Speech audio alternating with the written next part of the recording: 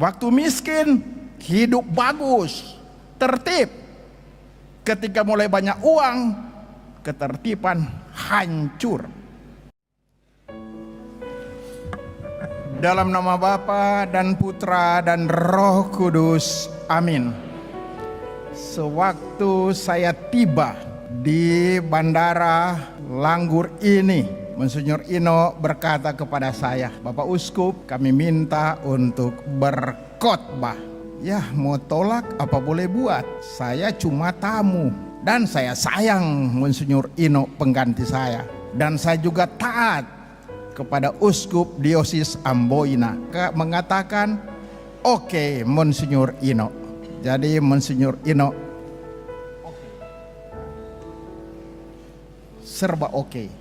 Saudara-saudari sekalian yang terkasih, Paus Benediktus ke-16 berkata kepada sekretarisnya yang mendampinginya di akhir kehidupan, saya bersyukur kepada Tuhan meskipun selama hidup saya menghadapi banyak tantangan. Paus Fransiskus berkata pada pesan Urbi et Orbi Minggu Palem 2 April 2020, jangan menyerah, Tuhan lebih besar daripada masalah apapun yang datang. Kedua paus ini terungkap dalam kata-kata mereka, kesadaran akan hadirnya Tuhan. Mereka sadar Tuhan itu ada. Ada masalah, jangan menyerah, jangan mundur, karena Tuhan itu ada. Tuhan tidak mati, Tuhan tetap hidup. Saudara-saudari sekalian yang terkasih, gedung gereja, termasuk gedung gereja yang megah ini, gedung gereja menyadarkan kita, mengingatkan kita bahwa Tuhan itu ada, Allah itu ada, Allah tidak mati, Allah menciptakan, Allah menyelamatkan, Allah membela, tapi juga Allah menghakimi kita. Tuhan itu ada. Karena itu kita boleh bangga bahwa di Langgur ini ada sebuah gereja yang bagus, yang menghadirkan Tuhan, yang mengingatkan kepada kita akan Tuhan. Khususnya betapa penting gereja sekarang ini, gedung gereja, dia berdiri untuk mengingatkan manusia dewasa ini yang tidak jarang mulai melupakan Tuhan. Gedung gereja merupakan kritik terhadap manusia modern yang makin memperhatikan, mengutamakan uang. Uang adalah segala-galanya. Karena uang, oleh orang boleh berbuat dosa, boleh korupsi, boleh melaksanakan kesenangan-kesenangan duniawi karena uang. Bayar cewek di karaoke, bayar minuman keras, ganti istri atau ganti suami. Ada uang, ada uang, ada uang. Waktu miskin, hidup bagus, tertib. Ketika mulai banyak uang, ketertiban hancur.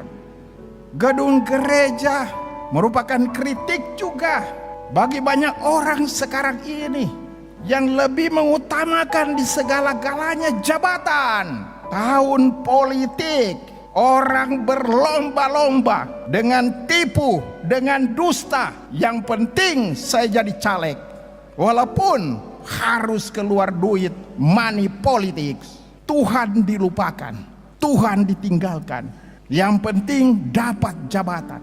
Rakus, rakus, rakus. Tidak lama lagi kita akan menyaksikan drama yang istimewa, para caleg saling bertanding, lain kali tanpa moral. Gedung gereja ini mengingatkan kita bahwa Tuhan ada, bukan kesenangan-kesenangan duniawi yang lebih penting. Oke, ada kesenangan duniawi, boleh saja, boleh makan, boleh minum. Tetapi di atas segala-galanya ada Tuhan. Dan gedung gereja ini memberikan kritik pedas bagi kita di mana saja. Kalau kita lewat gedung ini, kita diingatkan, saudara kau koruptor, saudara kau berselingkuh, saudara kau main judi, pulang kepada Tuhan, jangan kau mati berantakan. Saudara-saudara sekalian yang terkasih, kalau demikian, maka gedung gereja yang indah ini punya arti. Karena kalau tidak, hanya merupakan gedung yang dipamerkan, dibangun dengan miliaran rupiah, sekadar saja show besar. Tapi gedung tidak ada arti apa-apa, tidak membuat orang di sini semakin percaya kepada Tuhan. Gedung gereja ini harus membuat sehingga manusia di Langgur ini dikuasai oleh kekuasaan Tuhan, power of love, bukan kuasa setan, kuasa kebencian, dendam dan sebagainya. Bersyukurlah kita punya gereja. Karena adanya gereja kita senantiasa diingatkan, oke saudara, boleh segala-galanya, cuma Tuhan di atas segalanya. Dan saudara-saudara sekalian yang terkasih, gedung gereja juga secara istimewa mau meneguhkan persekutuan umat beriman. Di Langgur ini sudah ada persekutuan umat beriman. Sudah ada 134 tahun lamanya Katolik masuk, khususnya di Langgur ini. Sudah ada persekutuan umat beriman. Tetapi saudara-saudari sekalian, persekutuan itu bisa mati. Persekutuan bisa palsu, bukan sejati, tipu-tipu saja. KTP Katolik, tapi hidup kafir. Kita tipu saja Tuhan. Ada persekutuan. Dan gedung gereja mengingatkan akan persekutuan umat beriman. Gereja sejati, fondasinya adalah Kristus. Bagi dia yang duduk di atas tahta, bagi anak domba, kemuliaan, pujian dan hormat. Fondasi persekutuan adalah Kristus. Paus Fransiskus mengatakan, bukalah hatimu kepada Kristus. Bukalah. Dan selanjutnya, persekutuan umat beriman di sini akan kuat, tidak akan loyo, tidak akan hancur. Kita tidak takut misalnya, oh nanti satu saat banyak orang keluar dari gereja Katolik. Lihat saja, dulu Langgur semuanya Katolik, sekarang berbahaya. Dulu Langgur ada kekudusan, sekarang karaoke di mana-mana. Jangan takut, jangan takut. Persekutuan umat beriman di sini akan kokoh dan kuat kalau fondasinya Kristus. Kalau ada persaudaraan, ada persatuan. Boleh beda-beda, tapi ada persaudaraan.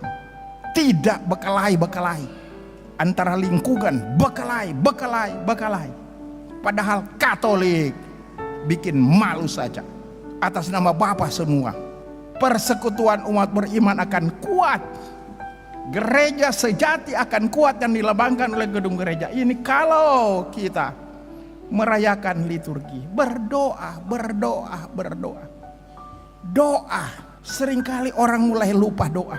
Dulu sebelum jadi pejabat, tukang berdoa. Serta jadi pejabat, di mana dia?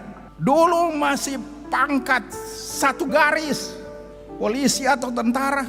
Oh hebat. Waktu jadi mayor, letkol, kepala ini, kepala itu, kepala batu. Lupa gereja, lupa berdoa. Persekutuan akan kuat kalau merayakan liturgi. Dan juga persekutuan akan kuat kalau kita suka berkorban. Dewasa ini pengorbanan mulai hilang dari hidup beriman. Kata pengorbanan mulai hilang dari kamus orang beriman. Karena yang penting bukan berkorban, makan dia.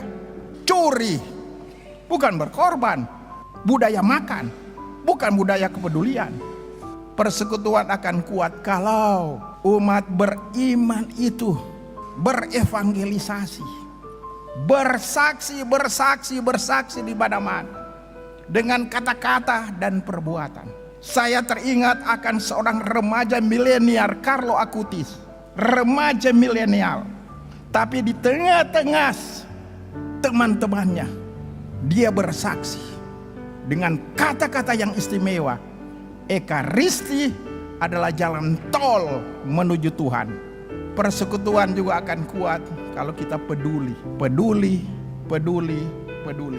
Saya ingin mengakhiri khotbah saya ini dengan kata-kata yang bagus, yang luar biasa dari Paus Yohanes Paulus II. Jangan takut, bukalah pintu bagi Kristus yang selalu memiliki sesuatu yang luar biasa. Marilah kita memberikan hidup, dan memberikan hidup berarti bahagia. Semoga demikian. Amin.